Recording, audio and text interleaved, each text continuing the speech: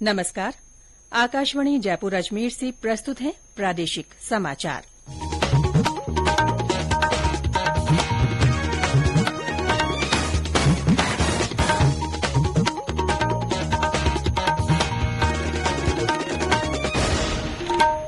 मुख्य समाचार।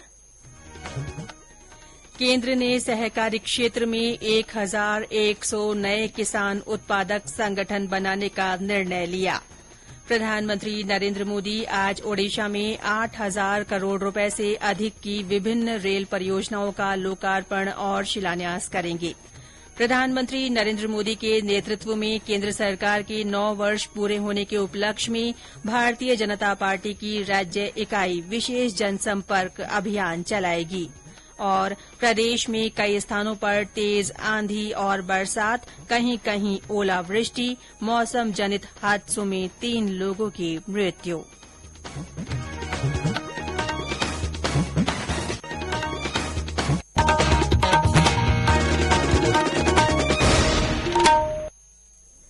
समाचारों के साथ मैं रितिका गुप्ता। और अब समाचार विस्तार से। प्रधानमंत्री नरेंद्र मोदी के सहकार से समृद्धि के विजन को साकार करने के लिए सहकारी क्षेत्र में 1100 नए किसान उत्पादक संगठन एफपीओ बनाने का निर्णय लिया गया है।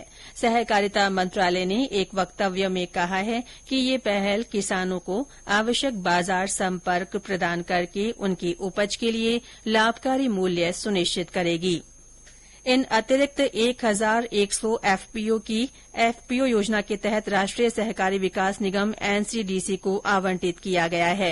एफपीओ योजना के तहत हर एफपीओ को 33 लाख रुपए की वित्तीय सहायता दी जाती है। इसके अलावा क्लस्टर आधारित व्यावसायिक संगठनों को प्रति एफपीओ 25 लाख रुपए की वित्तीय सहायता प्रदान की जाती है।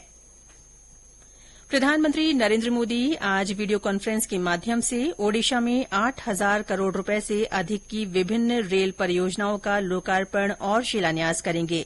श्री मोदी पुरी और हावड़ा के बीच वंदे भारत एक्सप्रेस को रवाना करेंगे। इस एक्सप्रेस का नियमित संचालन 20 मई से शुरू होगा। ये रेलगाड़ी सप्ताह में 6 दिन चलेगी। प्रधानमंत्री पुरी और कटक रेलवे स्टेशनों के पुनर्विकास कार्य का शिलान्यास करेंगे। इन स्टेशनों पर सभी आधुनिक सुविधाएं होंगी और यहां रेल यात्रियों को विश्व स्तरीय अनुभव मिल सकेगा। प्रधानमंत्री आज नई दिल्ली के प्रगति मैदान में अंतर्राष्ट्रीय संग्रहालय एक्सपो 2023 का शुभारंभ करेंगे। इसका आयोजन 47वें अंतर्राष्ट्रीय संग्रहालय दिवस के अवसर पर आजादी का अमृत महोत्सव के दौरान किया जा रहा है। इस वर्ष का विषय है संग्रहालय, निरंतरता और कल्याण।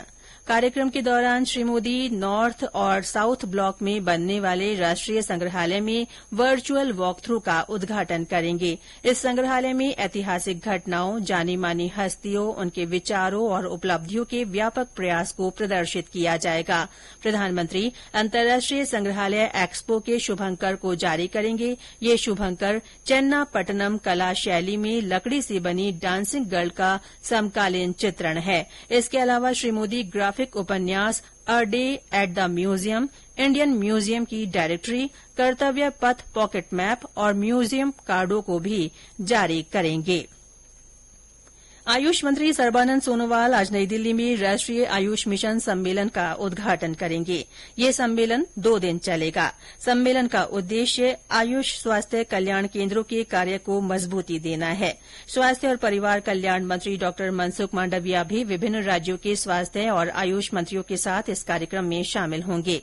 सम्मेलन में आयुष स्वास्थ्य सेवा के बजट, दवा आपूर्ति, क्षमता निर्माण, शिक्षा, अनुसंधान और गुणवत्ता पर चर्चा होगी।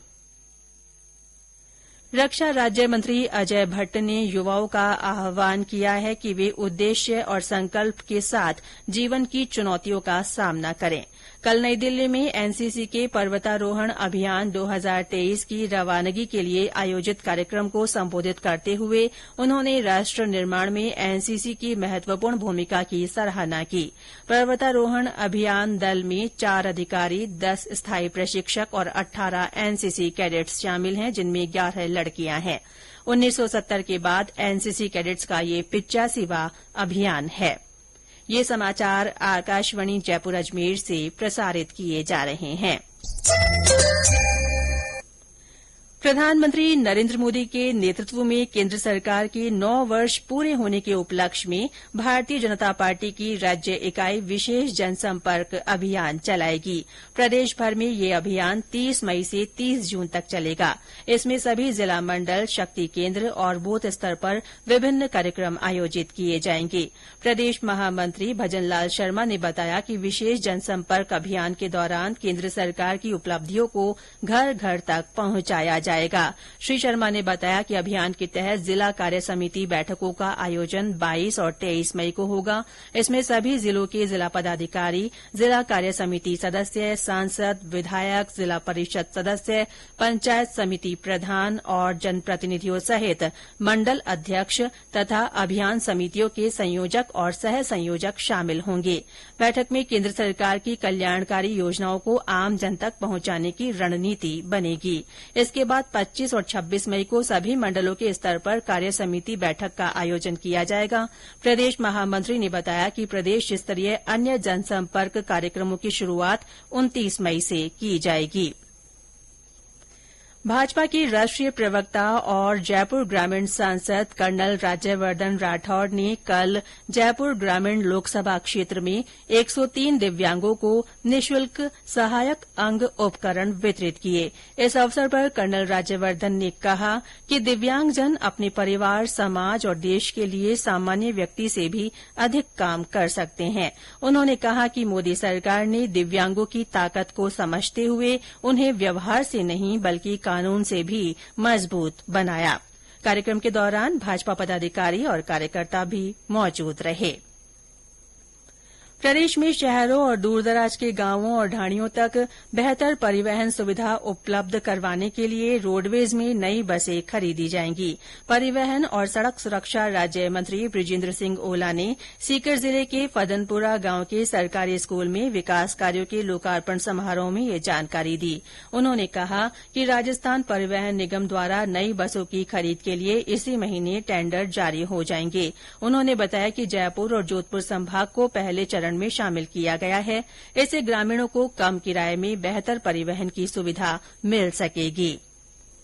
राज्य के उच्च प्राथमिक स्तर के 16 राजकीय अल्पसंख्यक आवासीय विद्यालयों को माध्यमिक विद्यालय में क्रमोन्नत किया गया है।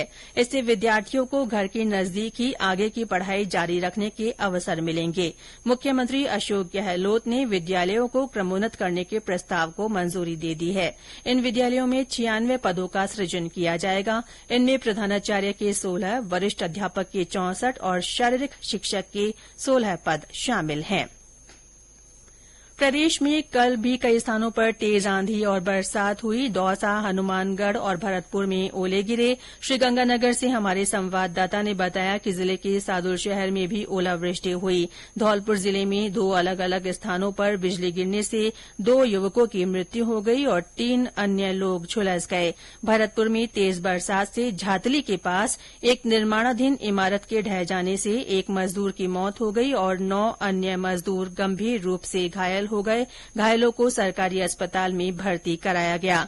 चूरू में तेज आंधी से बड़ी संख्या में पेड़ टूटकर गिर गए। पिछले 4-5 दिनों से चल रही आंधी और बारिश के दौर से दिन के तापमान में गिरावट आई है। प्रदेश में कुछ स्थानों पर पारा 40 डिग्री सेल्सियस से नीचे पहुंच गया है। वहीं रात का तापमान भी 25 डिग्री सेल्सियस के करीब रिकॉर्ड हुआ है। मौसम विभाग के अनुसार आज जयपुर, दौसा, अलवर, भरतपुर और करौली जिले में कहीं कहीं तेज हवाओं के साथ हल्की बरसात होने की संभावना है। प्रधानमंत्री नरेन्द्र मोदी आकाशवाणी पर मन की बात कार्यक्रम में इस महीने की 28 तारीख को देश विदेश के लोगों के साथ अपने विचार साझा करेंगे। ये इस मासिक रेडियो कार्यक्रम की 101वीं कड़ी होगी। और अंत में मुख्य समाचार एक बार फिर। केंद्र ने सहकारी क्षेत्र में 1100 नए किसान उत्पादक संगठन बनाने का निर्णय लिया है। प्रधानमंत्री नरेन्द्र मोदी आज ओडिशा में 8000 करोड़ रुपए से अधिक की विभिन्न रेल परियोजनाओं का लोकार्पण और शिलान्यास करेंगे। प्रधानमंत्री नरेन्द्र मोदी के नेतृत्व में केंद्र सरकार के 9 वर्ष पूरे होने के उपलक्ष्य में भारतीय जनता पार्टी की राज्य इकाई विशेष जनसंपर्क अभियान चलाएगी। और प्रदेश में कई स्थानों पर तेज आंधी, बरसात और कहीं कहीं ओलावृष्टि हुई है। मौसम जनित हादसों में 3 लोगों की मौत के समाचार हैं। इसके साथ ही प्रादेशिक समाचार बुलेटिन समाप्त हुआ। नमस्कार।